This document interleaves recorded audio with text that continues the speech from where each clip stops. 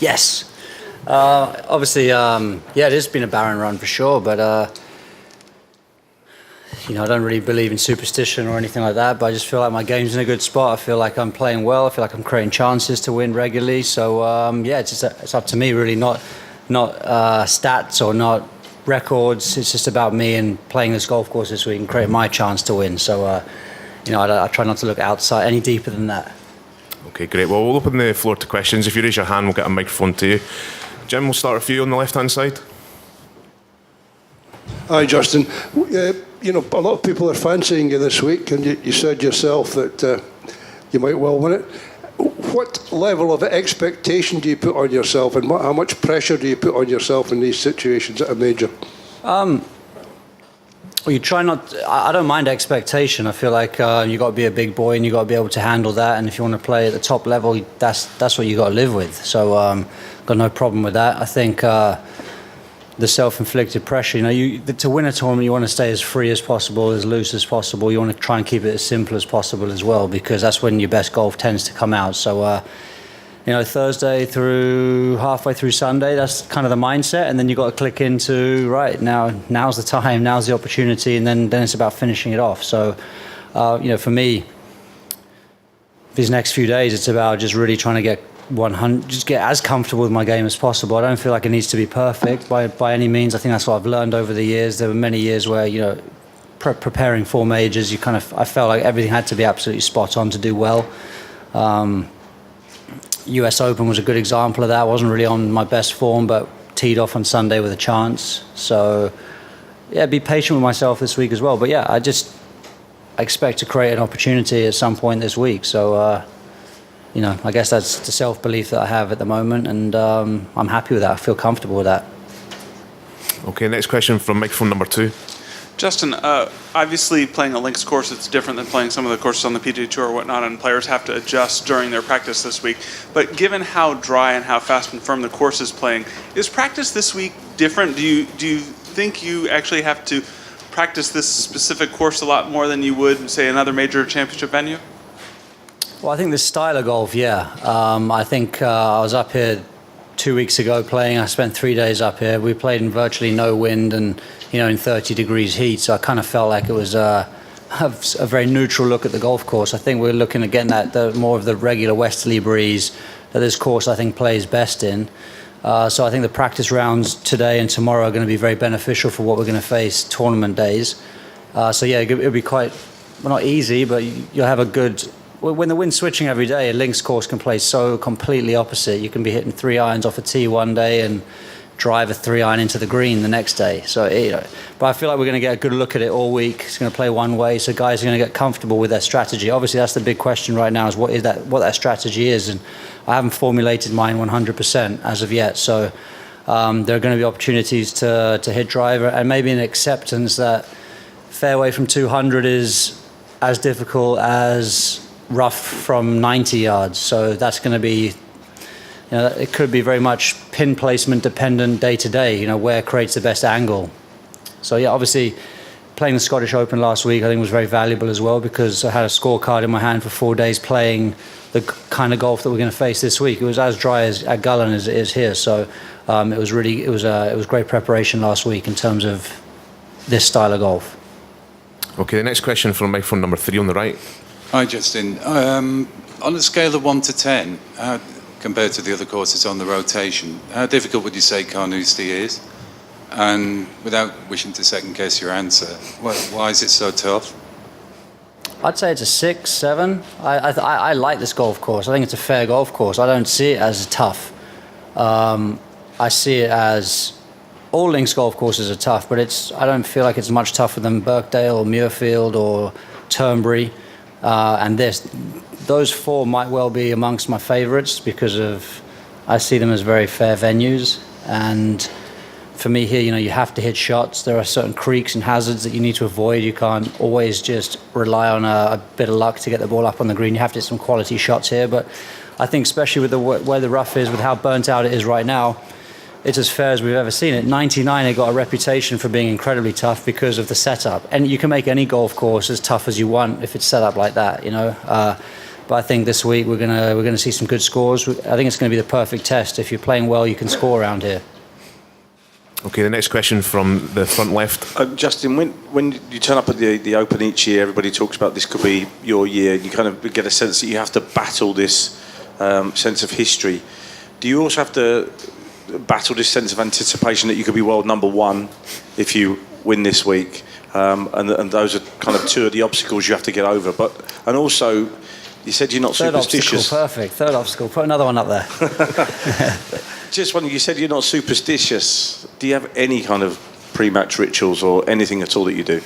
I don't. I have strong pre-round routines that are important to me, just in terms of timing, going to the gym, doing my stretching, putting, going to the range, chipping, doing all that stuff. But that's just more routine that just helps players week to week, so you kind of can click into the focus. But in terms of getting to world number one, I've really said that I want to get to world number one by winning golf tournaments. There could be opportunities in the next 6 months that I could get there by finishing 7th somewhere, because there are always permutations. I want to get to world number one by winning, and that keeps my goal very simple. And I want to win the Open, no doubt about it. And I'm kind of comfortable with how bad my record's been here. I don't feel like it's nothing new to me. So and I don't feel like there's a reason for it either. I feel like I've created actually some better opportunities in the Open than my record suggests. So I kind of come in here knowing that I can play links golf really, really well, even though maybe I haven't threatened at this tournament as much as I'd liked. But I've won the Scottish Open and played well in Dunhill Links. I've played well on links golf courses. So I come in here as confident as I could be, really, to be honest with you. Okay, the next question's from the very back. Justin, your best Open Championship came here at Carnoustie back in 2007. I think you were tied for 12th. How much confidence does that give you going into this week here at Carnoustie? Yeah, it's always nice to have played solidly here. I think, in recent years, I think I finished a bit better than that at St Andrews, and maybe in 15, I guess it was. But that was a year that I played solidly in all the major championships. I think I was top 12 in all 4 that year. So absolutely, it's a golf course that in the Dunhill Links, like I was saying, I've gotten to know it. I haven't played that tournament a great deal in the recent years, but it was a course that I always came to and believed I could not. Sometimes you feel like, you've got to make your score at St Andrews in the Dunhill Links, or you've got to make your score at Kings Barnes. I always felt like I could actually play pretty well around here too, and it took a bit of pressure off me playing the other 2 venues. So I've always come to Carnoustie thinking it's a golf course that I enjoy playing and that I can do well at. Okay, the next question's from the front. Hi Justin. Obviously you burst on the scene in 1998 at Royal Birkdale in the Open. One of our local amateurs, Sam Locke, only 19, playing his first major this week.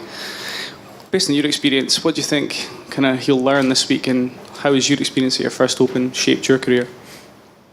Yeah, obviously, I wish him a great week, and obviously I think it's eye-opening just being here, and it's such a thrill, I suppose. And I haven't seen him around, I haven't met him yet, but I think playing practice rounds with as many sort of good players as you can, and guys that you can really learn from and see how they go about their business, and just ask as many questions as possible, that would be a great opportunity just to get some real insight.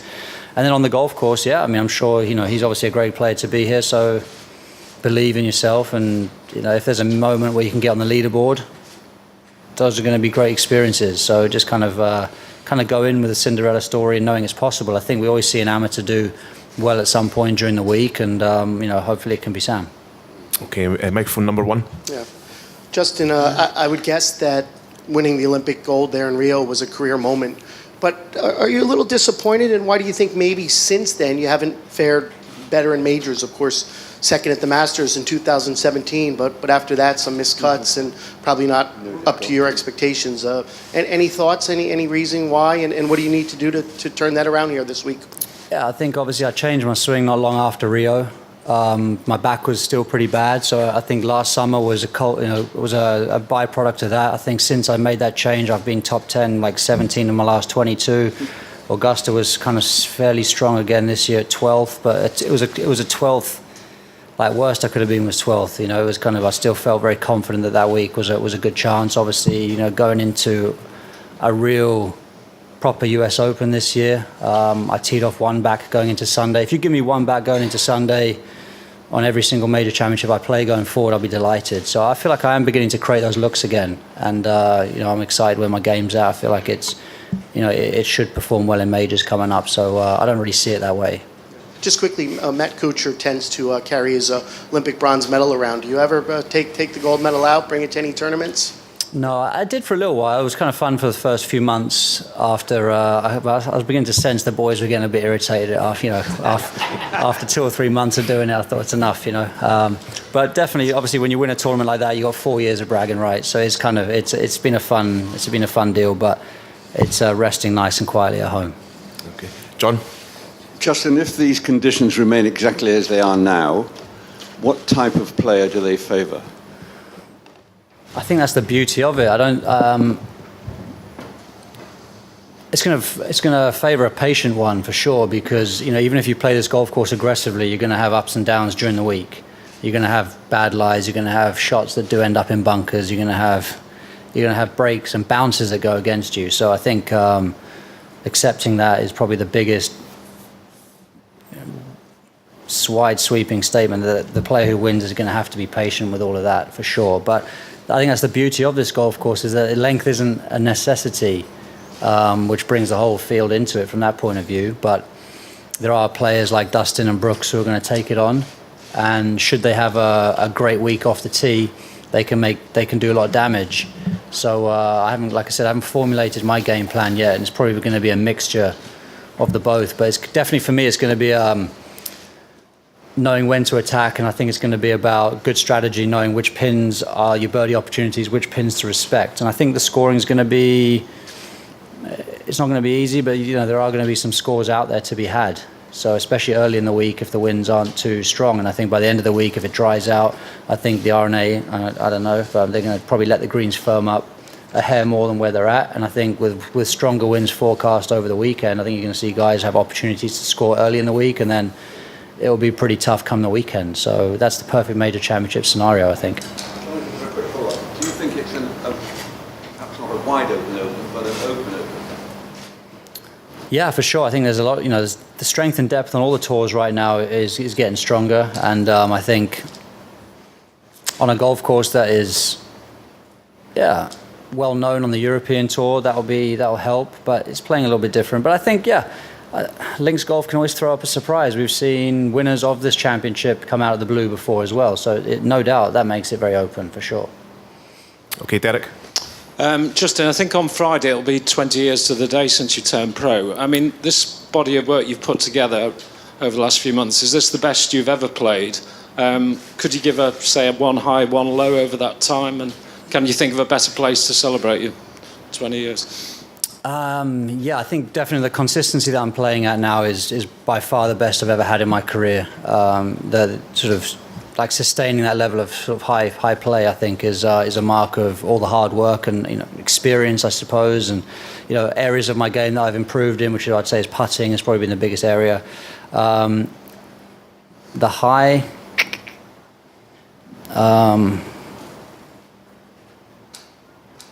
I would say the low was probably not finishing strongly in Dubai when I was on a really strong run there. I felt like that was a great opportunity for me to win the race to Dubai, which, last year. I mean, when you're talking about this, I kind of feel like I've been on a good run since pretty much for like 10, 11 months now, when I've been, knocking on the door a lot of tournaments. So, end of last year, Dubai, but around Dubai, there were a lot of highlights. I think I won 3 of those 4 weeks.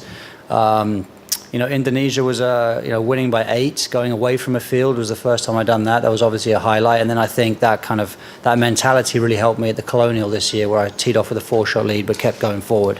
So that was probably the Colonial so far this year has been the highlight. But I couldn't think of a better time to turn it around and to sort of bring everything full circle, if you like, and lift the claret jug. Any year, I take it any year, but 20 years has a nice ring to it if I want to be superstitious.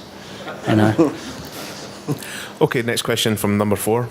Hi, Justin. You're playing with the defending champion Spieth. How do you look at that draw? Is it quite helpful, perhaps?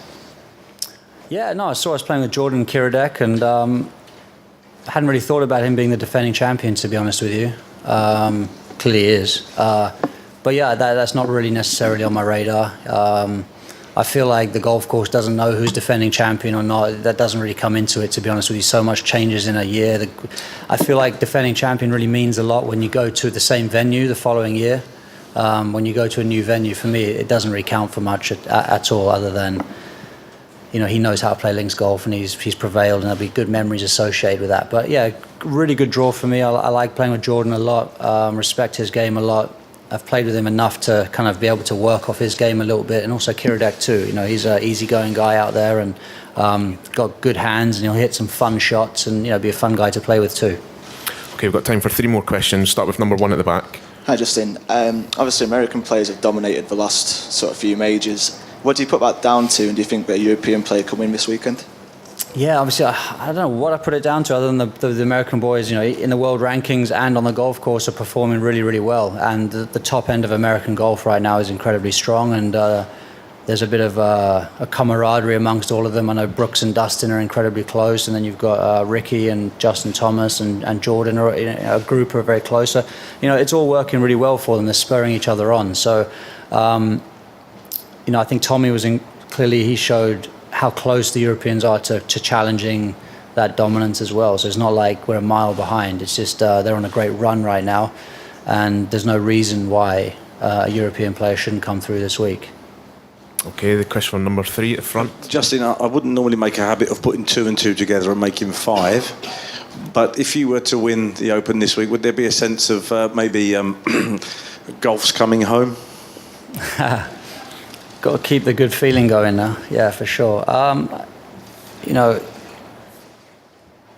I'm not the only one with a chance to do that, but yeah, it would be nice to, you know, to follow on from your point. It would be nice to kind of get some good momentum for the Europeans going into the Ryder Cup in September, to start challenging, you know, in these biggest tournaments for sure. So I'd love it to be me, but yeah, it would be good to kind of see a change of the tide for sure.